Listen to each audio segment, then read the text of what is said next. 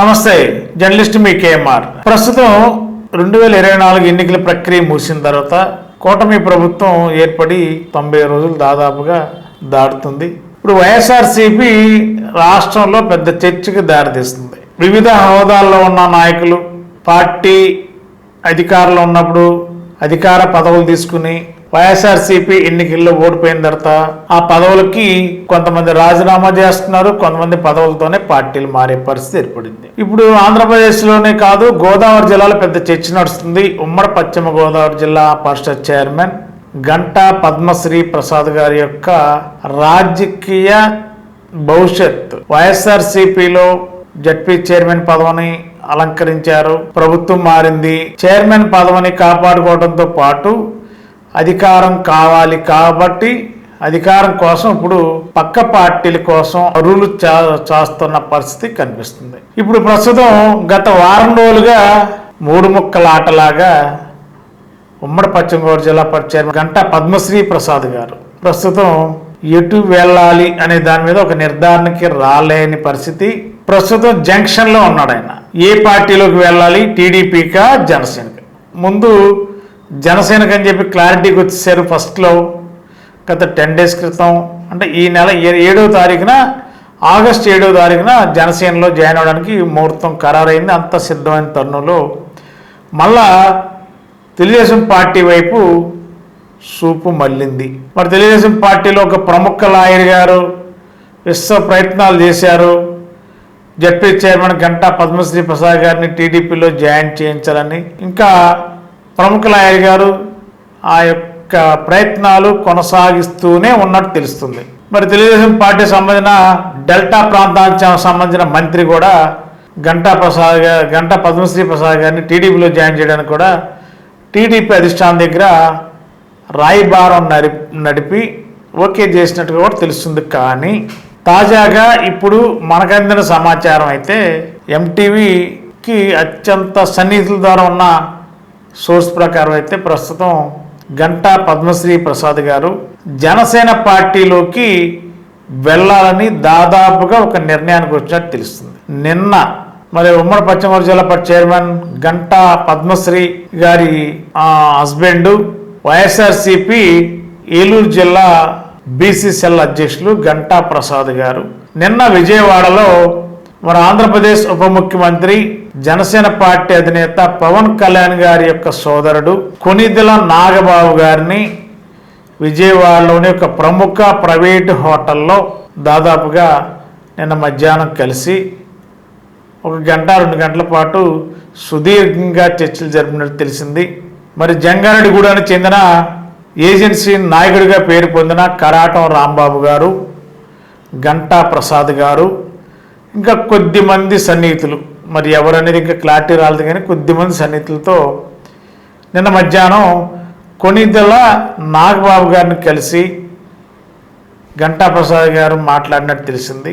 మరి నాగబాబు గారు కూడా ఒకే ఒక క్వశ్చన్ గంటా ప్రసాద్ గారిని, ఫస్ట్ మీరు ఏ పార్టీలోకి వెళ్ళదలుచుకున్నారు? జనసేనలోకా, తెలుగుదేశంలోకా, ఏ పార్టీకి వెళ్ళదలుచుకున్నారు అనేది కన్ఫర్మేషన్ మీరు ఒక నిర్ధారణకు వచ్చి మళ్ళీ కలవండి అని చెప్పి కొనిదెల నాగబాబు గారు గంటా ప్రసాద్ గారికి చెప్పినట్టు మనకున్న విశ్వసనీయ వర్గాల సమాచారం. అయితే గంటా ప్రసాద్ గారు ఆగస్టు 30వ తేదీ సాయంత్రం లోపు ఒక నిర్ణయాన్ని మళ్ళా మీకు తెలియపరుస్తారంటే కరాటం రాంబాబు గారి ద్వారా కొనిదెల నాగబాబు గారు తెలియపరుస్తారని చెప్పి గంటా ప్రసాద్ గారు హామీ ఇచ్చి నిన్న మధ్యాహ్నం విజయవాడ నుండి దాదాపుగా మా 2:30-3 ప్రాంతంలో విజయవాడ నుంచి బయలుదేరి మన ఏలూరుకి వచ్చేసినట్టు కూడా తెలుస్తుంది. దాదాపుగా 30వ తేదీ సాయంత్రం లోపు, ఈ నైట్ లోపు అనుకోండి, బహుశా రాత్రి లోపు ఖచ్చితంగా ఒక క్లారిటీ ఇచ్చే అవకాశం లేకపోలేదు గంటా ప్రసాద్ గారు. మరి ఇవాళ జిల్లా పరిషత్ జనరల్ బాడీ మీటింగ్ జరుగుతుంది. మరి జిల్లాలోని జడ్పీటీసీలందరూ కూడా ఈ మీటింగ్ అటెండ్ అవుతున్నారు. మరి ఇప్పుడు జిల్లా పరిషత్ చైర్మన్ గారి దగ్గర జిల్లాలోని అన్ని పార్టీలు అంటే వైఎస్ఆర్సీపీ, టీడీపీ, జనసేన నుండి గెలిచిన వాళ్ళు ఉంటే వాళ్ళందరితో కూడా ఇప్పుడు జిల్లా పరిషత్ క్యాంప్ ఆఫీసులో జడ్పీటీసీలతో మీటింగ్, అంటే ఫాలోస్ లంచ్ మీటింగ్ పెట్టి ఫాలోస్ లంచ్ భోజనాల అరేంజ్మెంట్స్ అయిపోయిన తర్వాత జిల్లా పరిషత్ జనరల్ బాడీకి ఆ మీటింగ్ సమావేశానికి రావడానికి కూడా జడ్పీ చైర్మన్ గంటా పద్మశ్రీ ప్రసాద్ గారు జడ్పీటీసీలో ఒక నిర్ణయానికి వచ్చారు. ఈలోపే జడ్పీటీసీలతో కూడా గంటా పద్మశ్రీ ప్రసాద్ గారు కూడా కొంచెం మంత్రాలు జరిపినట్టు తెలుస్తుంది. పార్టీ మారాలనుకుంటున్నాను, ఏ పార్టీలోకి వెళ్ళాలి అనే దాని మీద కూడా చర్చలు కొంతమంది జడ్పీటీసీలతో, అంటే సన్నిహితంగా ఉన్న జడ్పీటీసీలతో కూడా చర్చలు జరిపారని తెలుస్తుంది. మరి వాళ్ళు కూడా చాలామంది కొందరు భిన్నాభిప్రాయాలు చెప్పినప్పుడు కూడా మెజారిటీ సభ్యులు జనసేన వైపు వెళ్ళే ప్రయత్నం చేయండి అని చెప్పి కొంతమంది గంటా ప్రసాద్ గారికి జడ్పీటీసీలు సూచించినట్టుగా కూడా మనకున్న విశ్వసనీయ వర్గాల సమాచారం. మరి ఈరోజు ఉదయం నుండే పెద్ద చర్చ నడుస్తుంది.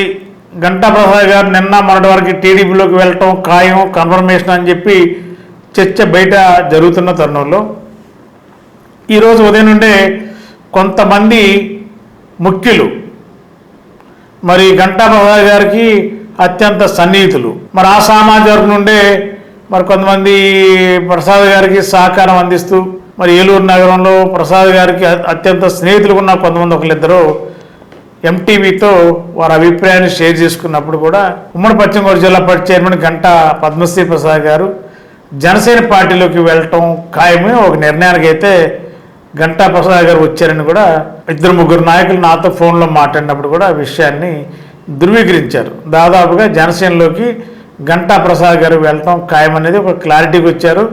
అయితే మరి గంటా ప్రసాద్ గారు జనసేనలోకి వచ్చే లెక్క అయితే మరి జంగారెడ్డిగూడెం చెందిన ఏజెన్సీ నాయకుడు కరాటం రాంబాబు గారు, గంటా ప్రసాద్ గారు కలిసి జాయింట్గా ప్రెస్ కాన్ఫరెన్స్ పెట్టి గంటా ప్రసాద్ గారు అధికారికంగా ప్రకటన చేయాలి, అంటే ఎట్లా జనసేన పార్టీలోకి వెళ్తున్నానని చెప్పి ప్రకటన చేసిన తర్వాత మాత్రమే జనసేన పార్టీలోకి జాయిన్ చేసుకోవడానికి పైన అధిష్టానం కూడా గ్రీన్ సిగ్నల్ ఇవ్వడానికి కూడా సంసిద్ధంగా ఉన్నట్టు తెలుస్తుంది.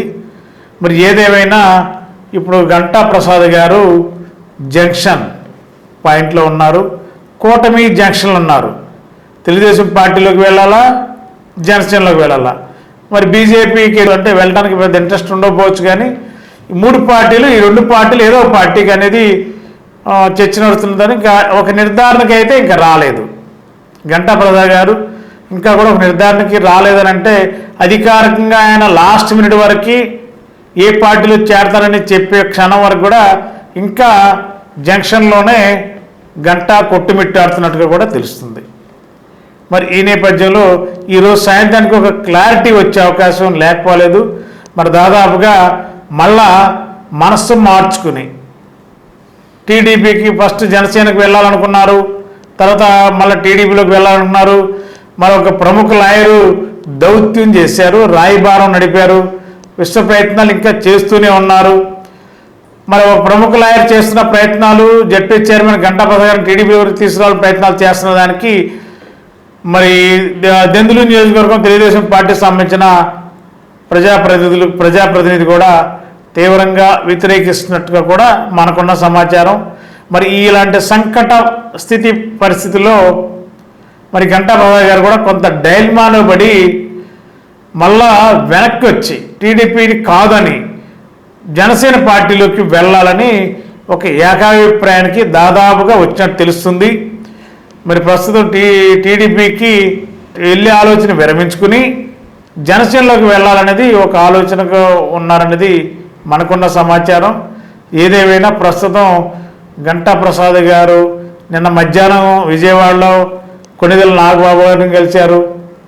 సాయంత్రం 5:30-6 మధ్యలో ఏలూరు వచ్చి వైఎస్ఆర్సీపీ మాజీ మంత్రి కారుమూరి వెంకట నాగేశ్వర గారిని కూడా కలిసి ఒక అర్ధగంట సేపు వారితో చర్చలు జరిపి అక్కడి నుంచి మళ్ళీ బయటికి వెళ్ళినట్టుగా కూడా మనకున్న సమాచారం.